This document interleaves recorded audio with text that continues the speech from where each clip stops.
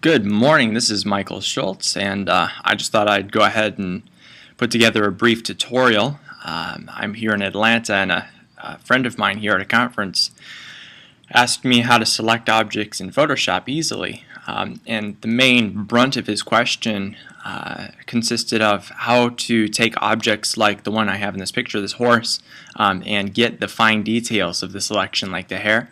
If anybody's experienced in the selection process in Photoshop, a lot of times you'll use either the pen tool or the magic selection tool to try to get the best selection you can, but when hair comes along, like the hair that's on this horse, it can be nearly impossible to isolate every strand. So I just wanted to give you guys a brief tutorial on how to get the emphasis on that hair, how to get a good selection. Now, obviously, the general selection, like the curves and such on the horse, are easy enough, so we're not going to really be focusing on that as much as the hair. In fact, this process does cut out some of this other stuff, but it really makes the hair pop. So I'll show you how all of that works here. Now you can see I've got a really high def image here, and this works for low def images as well. Photoshop has become more and more sophisticated over time, and it's just amazing what it's able to do these days. So what I went ahead and did was I loaded this picture of a horse, and this is the picture that my buddy had actually had me work on with him. So I just wanted to show you guys how I did it. So what I did was I loaded this up, and you can see I've already got a selection going on, but really all I did was, if I deselect here, is I used the lasso tool, and I just dragged around very general selection, nothing real sophisticated. All I had to do was really just select that. And you don't have to be too detailed. You'll notice that my selection isn't very close to the horse's face or hair or anything like that, just as long as you kind of isolate the horse from the rest of the background enough to make Photoshop know what you're trying to select. Okay. Now, when you're done selecting, there's this really cool new tool that Photoshop gives us, and they've sophisticated it since Photoshop CS5 came out, and I think Photoshop CS 5.5 is has actually got a better version of this, but I'm going to show you what CS5 can do for you. All right. Now, when you've got this lasso tool selected and you've already made your selection, all you have to do is go up to this Refine Edge button. Now you'll see that I actually went ahead and duplicated my layer just in case I screw anything up or I need to grab any more details out of the original image. It's always good to have a backup. All right. So I'm selecting my top layer, my duplicated layer. I'm hitting Refine Edge, and you'll notice right off the bat that it already cuts this out. This is just a preview. It hasn't already cut it out for me. It's just a preview of what it will look like when I refine the selection's edge. All right. And what's really cool is, with the click of one button, you can make this image do some amazing things right off the bat. And you'll notice edge detection. Edge detection is a cool new feature that Photoshop has, and all you have to do to make this start working for you right away is press the radius slider and bring it up.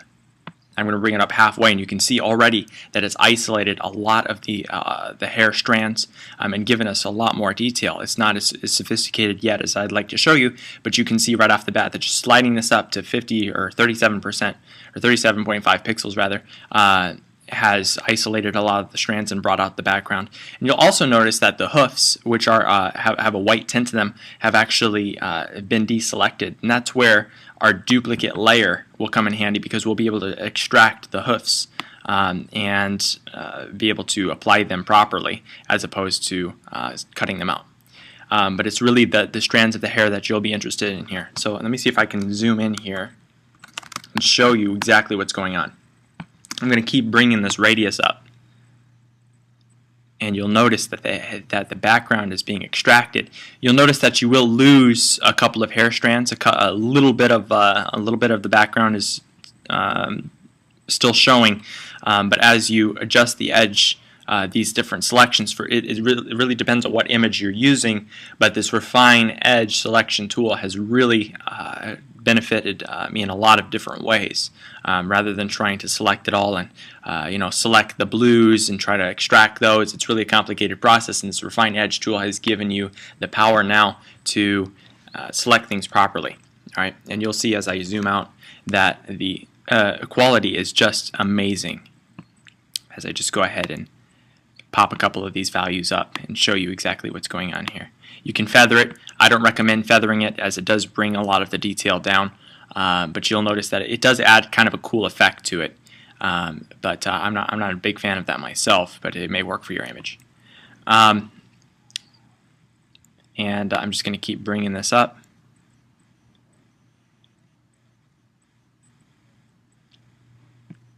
Alright, I've got a selection that I think is going to work for me. Let me actually bring that down just a tad. Alright, now I'm going to go ahead and hit OK, and you'll notice that my selection has changed. It's brought everything closer, and now I can just go ahead and hit Command-Shift-I, which is invert selection. So it's now, instead of selecting the horse, it's selecting the background. And when I hit the backspace button, it should delete my background. Let me actually make this invisible and give myself a black background to kind of show what's going on here.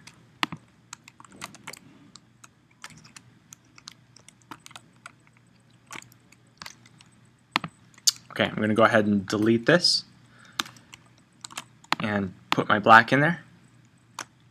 Okay, and so you'll notice that the background, there's still some light back there, but you'll notice for the most part that the strands have been isolated, and once again you're going to have to play with the settings to get it exactly right. But as you throw this into other backgrounds, like you know, a lighter color such as green, you'll notice that you can't really tell. And this will be the case most of the time. But once again, just play with those settings and see what works for you.